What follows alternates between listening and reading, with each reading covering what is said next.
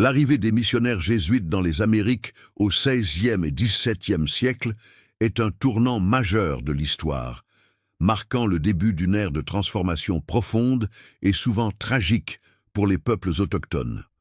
Armés d'une foi inébranlable et du mandat de l'Église catholique, ces hommes dévoués se sont lancés dans une quête ardente, convertir les âmes païennes et les civiliser selon les préceptes européens. Leurs intentions, si elles étaient perçues comme nobles par Rome et les couronnes européennes, se sont souvent traduites sur le terrain par une entreprise de déracinement culturel et spirituel forcé. Il s'agit d'un chapitre où la bienveillance missionnaire a masqué une coercition systématique, laissant des cicatrices indélébiles sur des générations. La vision jésuite des autochtones était profondément eurocentrique. Les peuples indigènes étaient considérés comme des âmes pures mais errantes, vivant dans l'ignorance du vrai Dieu et des voies civilisées. Cette perception paternaliste justifiait une intervention radicale dans leur vie. Les missionnaires ne cherchaient pas seulement à changer leurs croyances religieuses, mais aussi à remodeler entièrement leur mode de vie, leur structure sociale, leurs pratiques économiques et même leurs pensées. Ils ignoraient délibérément la richesse des spiritualités, des philosophies et des systèmes de connaissances autochtones, les qualifiant de superstitions ou d'œuvres diaboliques, ce qui préparait le terrain pour une confrontation inévitable. L'un des premiers et plus déchirants aspects de cette conversion forcée fut l'éradication des traditions ancestrales. Les rituels sacrés, les chants, les danses, les cérémonies de passage, les contes oraux et les mythes qui constituaient l'épine dorsale de l'identité indigène furent interdits et activement supprimés. Les langues maternelles, véhicules de la pensée, de l'histoire et de la spiritualité, furent réprimées au profit des langues coloniales. Les noms traditionnels, porteurs d'héritage et de sens, furent remplacés par des noms chrétiens. C'était une tentative délibérée d'effacer le passé, de couper les liens avec les ancêtres et de déraciner les individus de leur identité collective. Les missions n'étaient pas que des lieux de culte. Elles fonctionnaient comme des centres de rééducation totale. Les modes de vie nomades ou semi-nomades, essentiels à de nombreuses cultures autochtones, furent abandonnés au profit d'une sédentarisation forcée. Les populations étaient regroupées autour des missions, où on leur enseignait l'agriculture européenne, l'élevage et l'artisanat. Le temps de travail, auparavant synchronisé avec les cycles naturels, était désormais dicté par les cloches de l'Église, imposant une discipline de travail étrangère et souvent perçue comme aliénante. Cette réorganisation radicale a bouleversé les structures sociales, économiques et familiales, créant une dépendance vis-à-vis des missionnaires.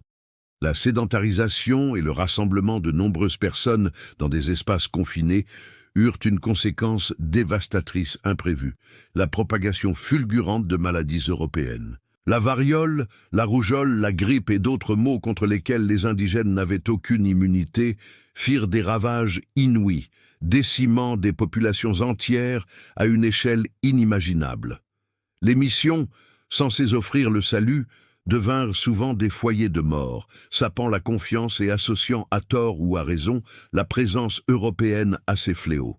L'effondrement démographique rendit toute résistance organisée d'autant plus difficile, affaiblissant considérablement les communautés. La conversion ne se limitait pas à un acte de foi, elle était intrinsèquement liée à une soumission complète. Les jésuites exerçaient un contrôle quasi total sur la vie de leurs ouailles. Toute déviation des normes chrétiennes ou des règles établies par la mission était sévèrement punie. Les châtiments corporels, l'isolement et l'humiliation publique étaient monnaie courante pour ceux qui persistaient à pratiquer des rituels ancestraux, la polygamie ou refusaient d'adhérer aux nouvelles méthodes de travail.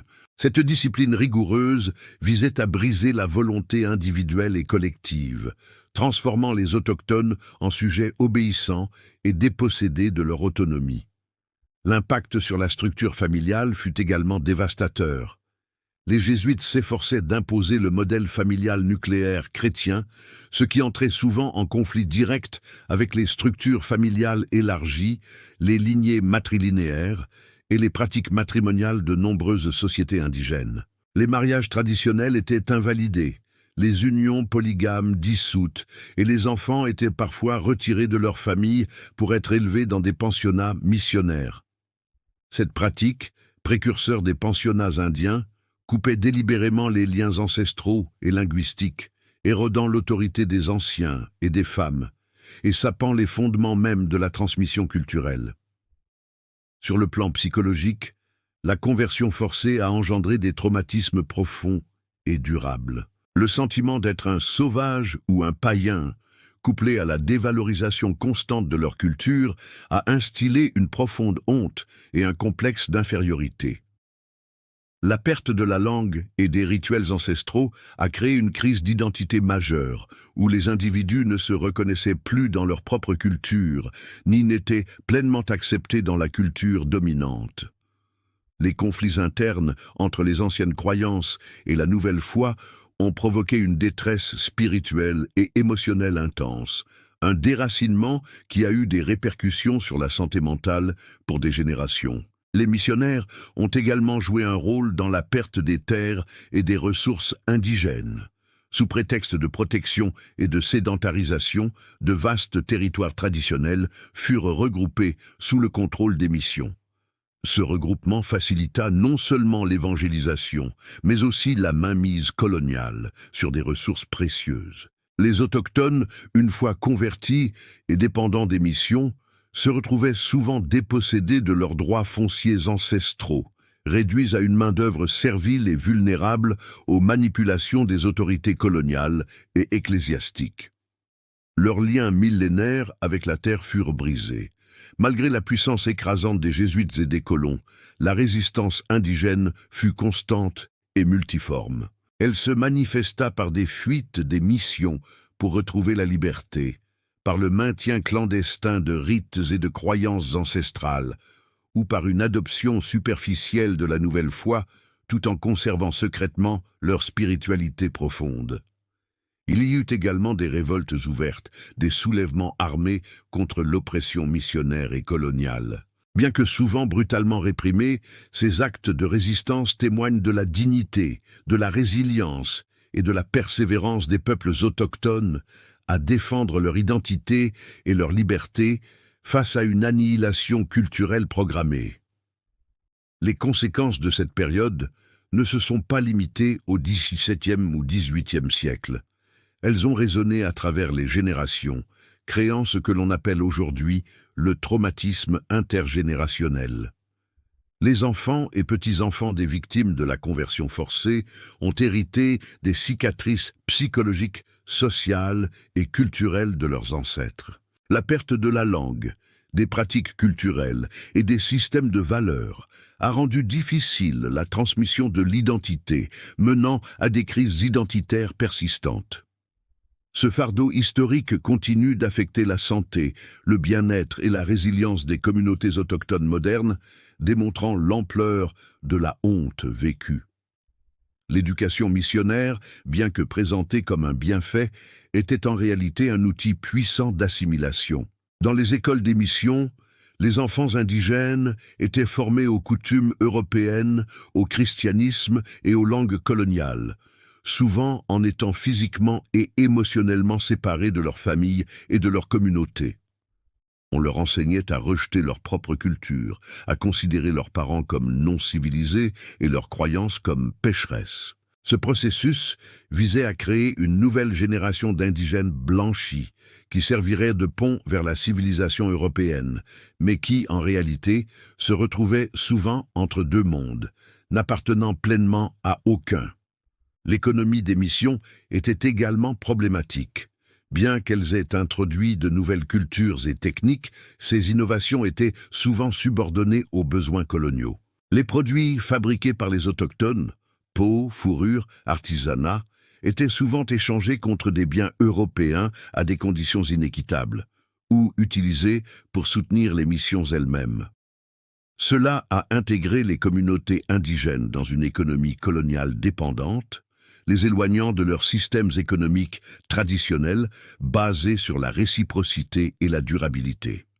La richesse créée par leur travail profitait rarement aux communautés elles-mêmes, renforçant la subordination économique. Enfin, la perte de la souveraineté et de l'autodétermination fut l'une des conséquences les plus amères. Avant l'arrivée des Européens, les nations indigènes étaient des entités politiques indépendantes, avec leurs propres lois, gouvernements et systèmes de justice. Les missions jésuites, en regroupant les populations et en imposant une nouvelle autorité religieuse et civile, ont effectivement sapé cette souveraineté. Les décisions concernant la vie quotidienne, la guerre, la paix ou les alliances n'étaient plus prises par les conseils traditionnels, mais par les missionnaires ou les administrateurs coloniaux. C'était une annexion non seulement spirituelle, mais aussi politique et territoriale, privant les peuples de leur droit fondamental à l'autodétermination. En somme, être un autochtone contraint à la conversion dans les missions jésuites fut une expérience marquée par une série de pertes profondes et de traumatismes. Perte d'identité, de langue, de spiritualité, de terre, d'autonomie et de la santé même de leur population. C'était un processus de déshumanisation et de déracinement systématique où les bonnes intentions déclarées masquaient une violence culturelle et physique implacable. Comprendre cette honte historique n'est pas seulement un exercice académique, c'est une étape cruciale pour reconnaître la résilience des peuples autochtones, honorer leur passé et œuvrer pour un avenir fondé sur le respect mutuel, la réconciliation et la reconnaissance de leurs droits inaliénables.